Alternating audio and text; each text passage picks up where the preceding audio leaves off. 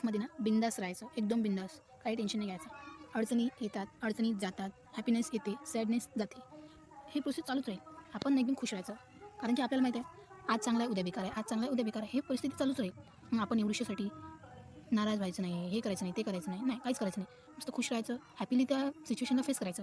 काहीही झालं तरी खूप वेळा अडचणी येतील, खूप वेळा आपल्याला असं वाटेल की सगळं सोडून जावं, असं आपण नाही करायला हवं होतं, आपण असं का करत आहे, अशा खूप साऱ्या गोष्टी येतील आयुष्यात. मग यासाठी काय करायचं, आपण व्हायचं नाही, आपण त्या परिस्थितीला फेस करायचं, आपण त्या परिस्थितीला कसं मात करू शकतो हे शोधायचं.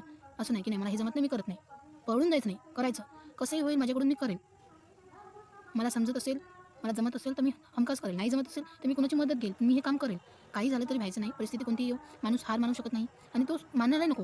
करायचं, आपण करू शकतो आणि नेहमीच करू शकतो. अशी कोणती गोष्ट नाही, जर ती गोष्ट आपल्याकडून होत नसती तर ती आपल्याकडे आलीच नसती. ती आपण करू शकतो म्हणूनच आपल्याकडे ती दिलेली आहे देवाने. मग टेन्शन घ्यायचं नाही, बिंदास राहायचं आणि ते काम आपलं कंप्लीट करायचं. ओके. रामकृष्ण हरी.